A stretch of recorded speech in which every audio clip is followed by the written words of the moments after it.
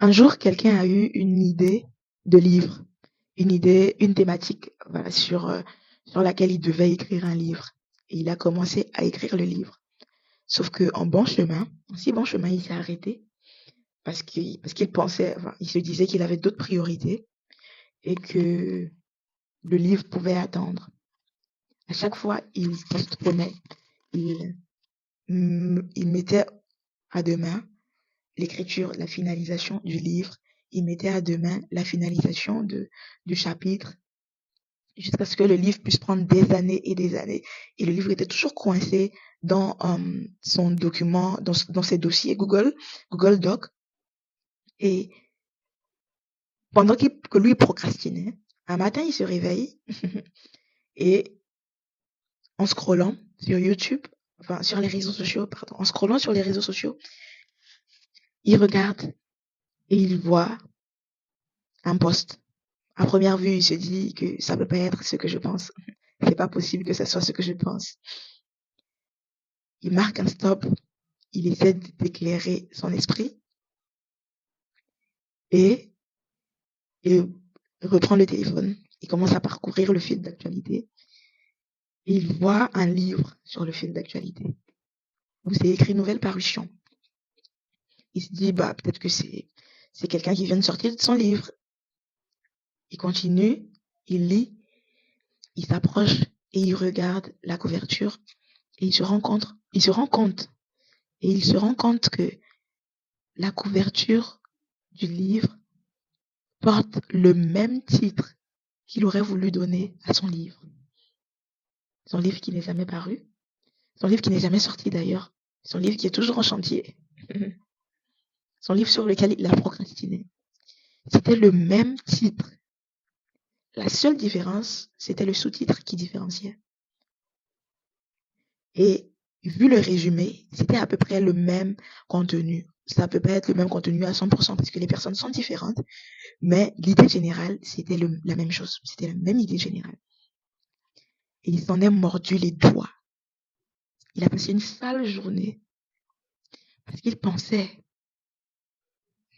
qu'il aurait le temps de finaliser le livre et que le monde l'attendrait et que toutes les conditions seraient réunies et qu'il aurait parfaitement le temps de s'asseoir et de peaufiner tout avant de publier le livre. Quelqu'un d'autre l'a fait à sa place. Quelqu'un d'autre qui n'a pas procrastiné. Quelqu'un d'autre qui n'a pas remis à demain ce qu'il avait la possibilité de faire maintenant. Quelqu'un d'autre qui n'a pas regardé la tonne d'excuses qu'il avait, mais qui s'est organisé afin de faire sortir le livre. Je vous raconte cette histoire pourquoi? Pour vous montrer à quel point on peut payer cash notre manque de discipline et notre capacité à procrastiner. On peut payer cash le fait qu'on procrastine beaucoup. Les conséquences de procrastiner, les conséquences sont énormes. Les conséquences sont énormes. Et donc, si tu sais que tu as quelque chose que Dieu t'a mis à cœur, si tu sais que tu as un projet sur lequel tu travailles, vas-y à fond, donne-toi, éloigne-toi de la procrastination, sois discipliné.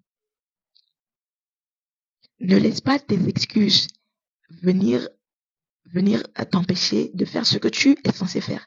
Les excuses sont valables. Tes excuses sont valides. Tu n'as pas le temps. Oui, c'est normal, tu n'as pas le temps, c'est correct. Mais comment est-ce que tu t'organises afin d'accomplir la vision que tu as? Les amis, si on attend le bon moment, on fera rien. Si on attend toujours le bon moment, on fera rien. Si on attend le regard des autres, on fera rien. Si on attend que les conditions soient réunies, on ne fera rien. On n'évoluera pas et après on va accuser le diable.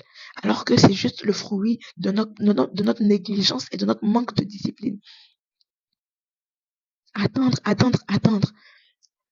Si tu as la capacité de faire quelque chose aujourd'hui, fais. Tu veux commencer YouTube, commence. Tu veux commencer un projet, fais-le. Tu veux lancer une initiative, go on. Fais-le. Parce que sinon, tu risques de regretter amèrement et tu risques de payer cash ta négligence et ton manque de discipline. Il y a beaucoup de personnes dehors qui t'attendent.